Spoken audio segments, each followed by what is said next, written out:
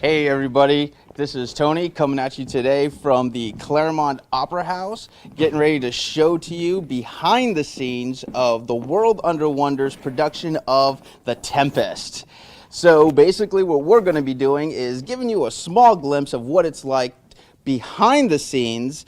So we're going to be talking today with the actors, the directors, and giving you guys a small glimpse of what it's like to be in their shoes. So stick with us as we show you what it's like behind the curtain.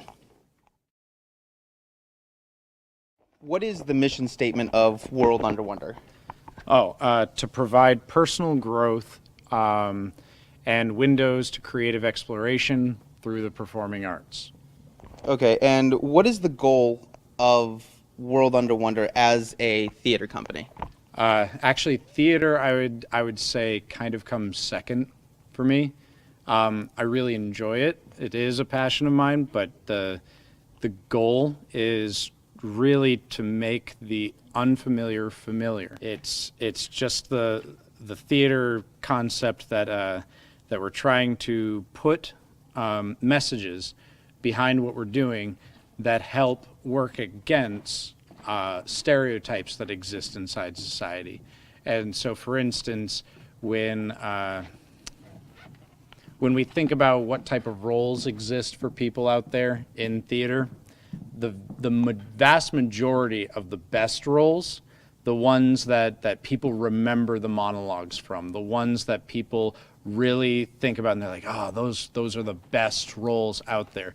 They're usually white, middle-aged men. And so what I try to do a lot of the time is I just kind of say, to heck with what genders are listed inside each play, to heck with ethnicity, to heck with all those types of stereotypes that we have inside of the plays, which are being put there, and they're pushing a message of that specific stereotype. And so I, in turn, want to then say, I wish to create a different message there, and said that there is no stereotype, that we need to just kind of accept anything that comes our way rather than only accepting what we want. Right. So how long have you, Sean, been in the theater arts?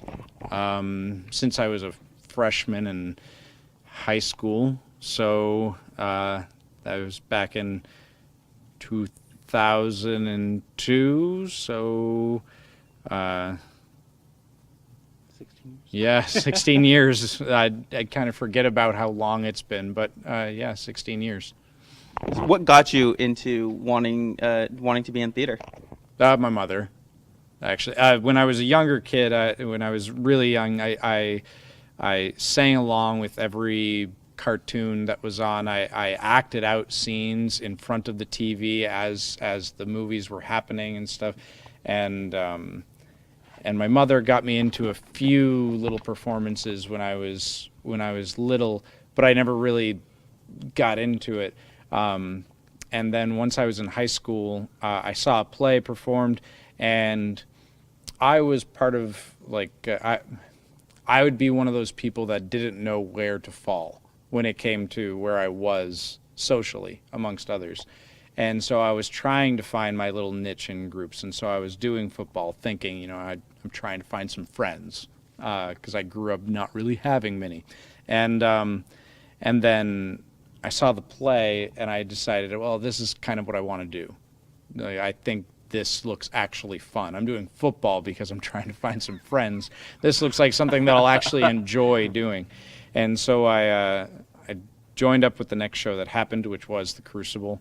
Had a lot of fun and found some really great friends that I still have today.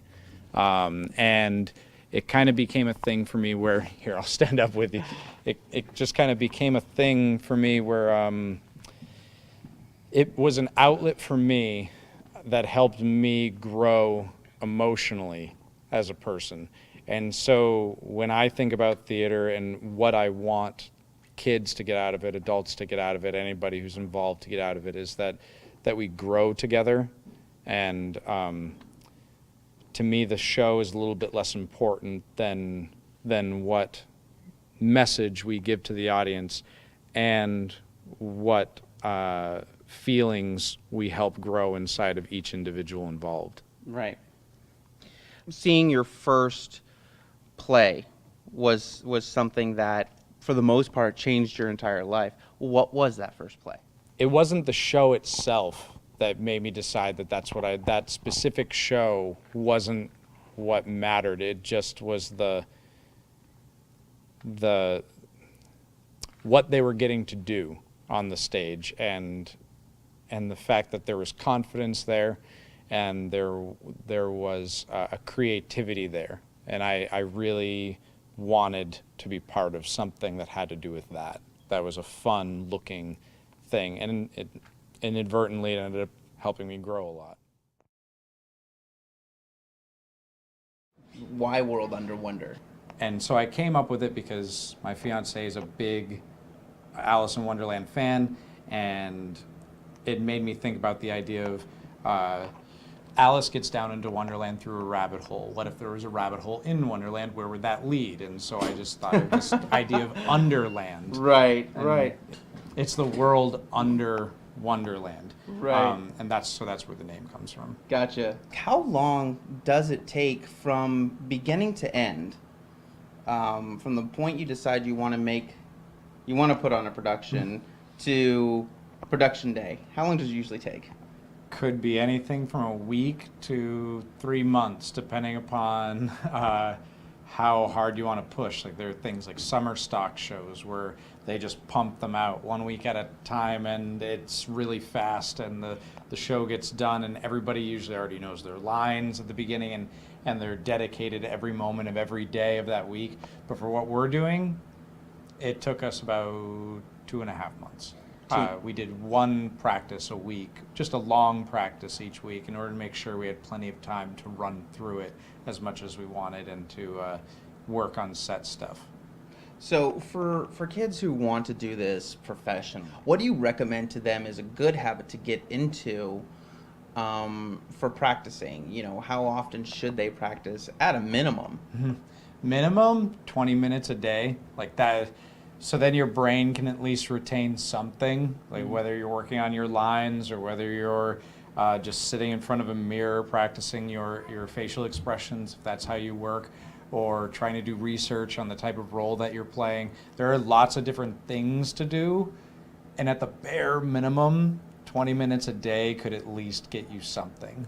What's your, just like computers, they say the bare minimum is this, but we suggest this. Right. What do you suggest? I don't know, an hour a day, like at least. Like if you really wanted to dedicate yourself to something, at least that much time, because you want to get your lines down like that. So then that way your brain is no longer thinking of it when you're on stage. Because if you're still thinking about your lines when you're running through the show, you can't act. You either think or you do. You can't do both at the same time when you're on stage. And if you're thinking too much, you're not doing. You're forgetting about what's happening on the outside. What's the next project? What's the next performance for WW? The Woo woo is kind of what it would be. Woo. Well, the next project is getting my building going. Okay. And that's located in Wethersfield, Vermont, right Okay. over in Ascutney. You cross the bridge, so it's only about 10 minutes from Claremont. Okay. And I purchased a building there that was once a Grange Hall. And I also purchased a restaurant building that's next to it because it had 3 acres of land, a really nice parking lot, and a really nice septic system. So I purchased that as well next to it. And my goal is to turn the Grange Hall into a theater. The structure is really in great shape, but it needs a handicap accessible front porch, handicap accessible bathroom on the first floor. It needs eventually a new metal roof, but that's not imperative at this moment. It needs insulation. It's hollow, which actually has kind of been a good thing for it over these years before I purchased it, because everything's just stayed so dry and cold inside rather than getting moist and hot and allowing mold to build up. Yeah, mold so, and hot, yeah. So it being hollow has actually been good kind of for it. So I need insulation, new electrical, some plumbing in order to connect to town water and to connect to the septic system on the other property.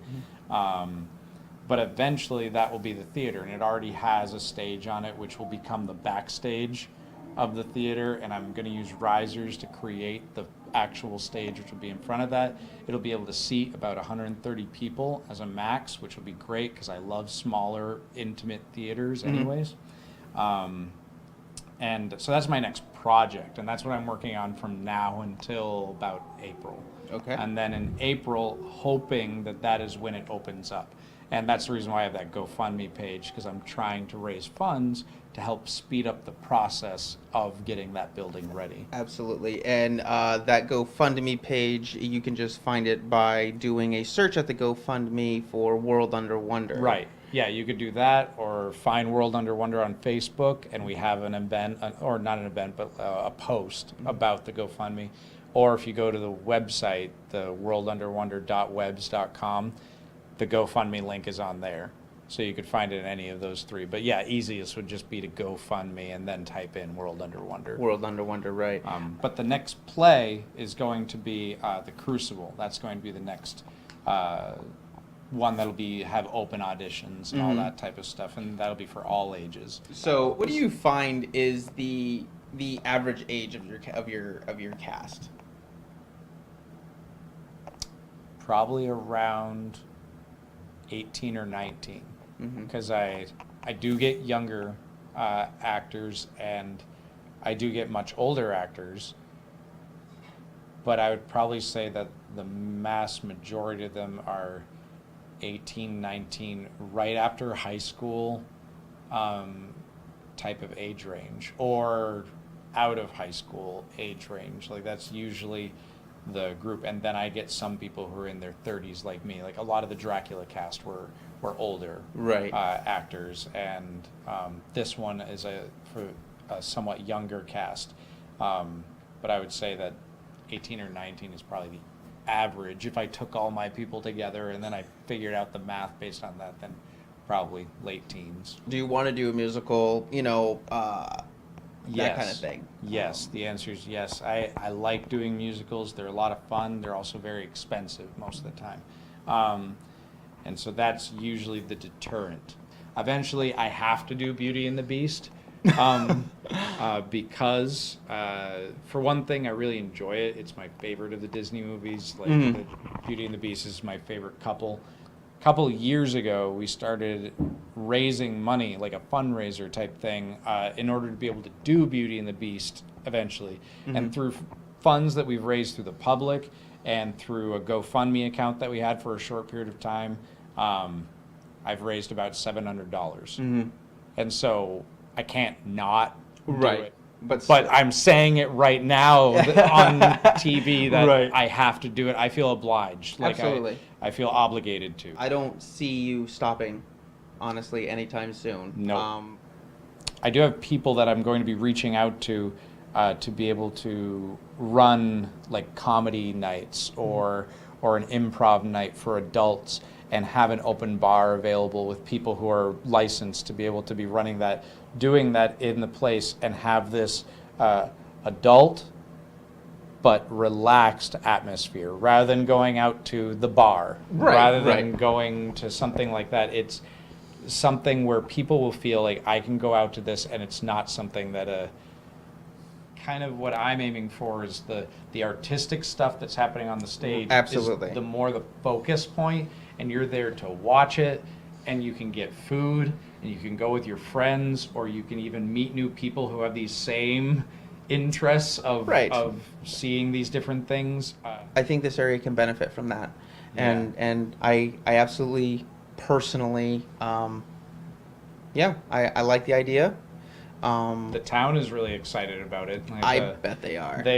A lot of people who've run into me are just really excited that somebody's doing something with that building. And when they've had town meetings, one of the things that has been mentioned as something that they would like to come into the community is a theater. Right. And so when I heard about that after I purchased the building, I was convenient. But I wanted to also be there for community events, whether it's a town meeting, because a lot of the time they gather in like churches and things like that are in the towns around, and they have to coordinate that.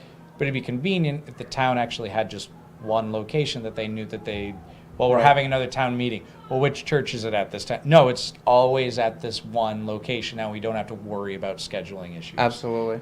So I want to open it up to that. I want it to be available for farmers market to open up in that town and surrounding areas where they know they're not going to get rained out Right. because it's inside. But then also booths can be set up outside on the acreage that's around the building, so When there's it's a plenty nice of day, space. Yeah, absolutely. I've talked with a steampunk festival that happens in Springfield each year about the idea that eventually hosting them. And so there's lots of different things that I want to do, whether it's townwide yard sales or these events or other groups coming in or people wanting to do classes. That's kind of one of my big goals, is to find lots of individuals who don't necessarily have huge followings in the little thing that they want to do, whether it's teaching hula hoop or whether it's doing an art class of some kind or teaching singing if they have experience in that. Well, I for one am really excited, about the building. I'm excited for the future of World Under Wonder. I'm really excited to watch the Tempest. So, quick refresher. Wait, I want to throw Yeah, in one more thing absolutely. to help out with a theater program that I'm working with, actually. Yeah, sure. They're called Main Street Arts, and they're located in Saxons River, Vermont. And I'm involved in the show. I'm playing the part of Jesus in Jesus Christ Superstar. And that's going to be happening at the Bellows Falls Opera House in March. March, what day? Do you know? End of March. And- I don't remember the dates off the top of my head right And okay, well, if you guys want to see Sean Roberts playing as Jesus, or should I say singing as Jesus? No, Yeah, wait, it's a Jesus. Yeah, musical. Jesus It's a sings. musical. It's It's a rock it's opera. well, yeah, it's Andrew Lloyd Webber. Yeah. It's Andrew Lloyd Webber's Jesus Christ Superstar with Sean Roberts playing as Jesus. By the way, you look the part. It's great. You've got the facial structure. I think. I get that a lot. I am the Northern European Yeah, stereotypical there you go. white Jesus that people like to think about, even though he probably would have been Middle Eastern or I or think African. you need some of that makeup to darken your skin a little bit, but Anyways, I'm kind of excited for that. I might have to go buy tickets to go see that. Definitely I gonna. just wanted to throw that in there. Absolutely excited for that. So, what was the company that's putting that on again? Main Street Arts, and they're located in Saxons River, Vermont. They have their own building where we do a lot of our practices, and eventually we're going to be moving over to the Bellows Falls Opera House, and that's where we're going to be performing the show. Awesome. So, Main Street Arts, and then located in Saxon, Vermont. Address right there. Saxons River. Yeah, what he said. Well, thank you. We hope you've enjoyed some of the clips. So until showtime, you guys have a great night.